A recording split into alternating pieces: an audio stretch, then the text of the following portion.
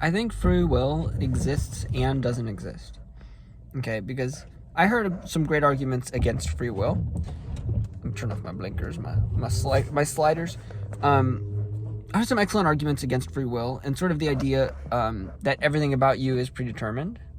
And I had to think really hard about it because I heard this argument and I didn't like it because I like free will. I believe in free will. And I still felt pretty certain that free will existed. But he made a good argument, and I had to really think about it. And in the context, he was arguing about religion, because religion cares a lot about free will. I don't care about the religion part. That's not why. I'm not even coming from that side. I'm coming from like a different side. Because, again, I do believe in free will. But also it's a great argument, like everything about you is predetermined. And I've heard this a lot. It's like, okay, well, you are, all these things happen in your life that affect you and build your personality. Nature, and then there's nurture, and then there's nature. But nature, we do think it exists because people experience the same lives, very similar lives, but become very different or experience similar traumas and respond very differently. But even those kind of fit under a logical argument of like, nature, nurture, God, experiences that build up who you are as a person. And that when you select option A or B, that option A is the choice you made because of who you were. And who you were is because of all that you were before. And I'm not wording this as well as the original argument, but I'm trying to like sort of paraphrase how I understood it. And I think that could be true. He makes a great logical argument, and it's not a scientific argument. He's not able to prove it. There's no like evidence for this, but it's a great logical argument. And instead of arguing for nature, like that you just have an inner self that is unaffected by the outside, which I still believe in, but I think that's more of a spiritual belief. And I don't really want to argue for spiritual beliefs. I think that's just something you got. But I do think there's a non-spiritual version of this that works, because I am also like an incredible skeptic, and I really like to think about things from a more scientific or realistic lens. And the first sort of like angle I attacked this argument was from the angle of observation. And this isn't a very robust argument, but I think it's a great place to start, because observationally, free will exists, right?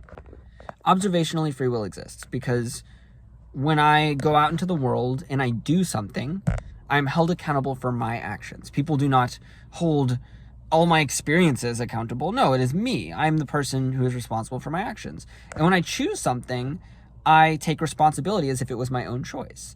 And we live all our lives like this, as if we have free will. And so behaviorally, observationally, free will exists because we live in a world where we all express ourselves and interact with each other based on the idea that free will exists, right? So that's the first argument, that free will exists because we live in a world where we make free will exist because we treat it as if it exists, regardless of whether or not it exists or it doesn't, which you can't prove or disprove. And so I really like that argument. I did. And it's a great start. But then I want to kind of speed run this because I do have an order I have to go pick up. But the final thing that I really, really settled on, that I really liked, was the idea of the self, right? Because I think at the heart of that original argument is the idea that that the self is not a thing, that the self is a sum of other things. And in this argument, you're treating that self as just a bunch of like dots, basically. And you look at that image that those dots create and you're like, oh no, that is just dots, right? And I think that is at the heart of the no free will argument, at least the one that was made there, is that, it's the dots that decided, not you. And then it's like, oh, well, what are the dots made of, and smaller dots. And I think you can just recurse that into eternity. And, then the thing I have to say there is the sum of parts creates something new. I think we are sort of like a man-o'-war jellyfish. All of us are.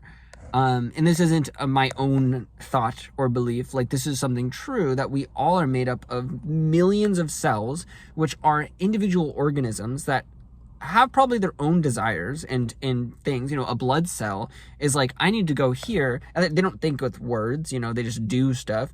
But it's like an animal that is like, I need to go serve this function. And all of these individual cells are doing this, even inside the cells. The mitochondria have their own lives, you know. There's a great book called Lives of a Cell that goes into this. That is incredibly mind-blowing and super awesome. And yeah, so that idea is that it's like sort of the same theory that consciousness is the sum of its parts. And so I think that is where I ended up. And then the final level of this, sort of unraveling that argument with my own counter argument, which is logical as well, because the original argument was logical, not scientific, is it's saying that free will does not exist because the self does not exist, which I think is the implication of saying that, you know, everything is predetermined, et cetera, is the same sort of argument as saying like, oh, hydrogen doesn't exist. Hydrogen doesn't exist because it's actually made up of electrons and protons, one electron, one proton, one neutron, or whatever.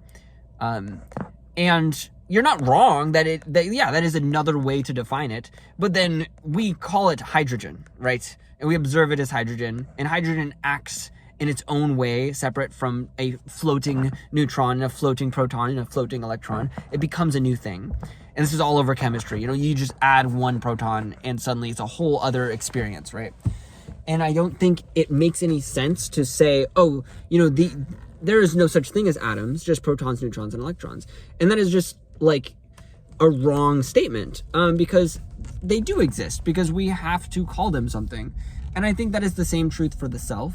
And I think that self acts freely to do its own thing, regardless of, you know, like you could say, oh, well, the hydrogen did that because the protons do this, and the electrons do this, and the neutrons do this. It's like, yes, but the hydrogen atom did it, okay? Like, you're being semantic for no reason. So there you go. Boom, free will exists, or something. And also free will doesn't exist, but also it exists.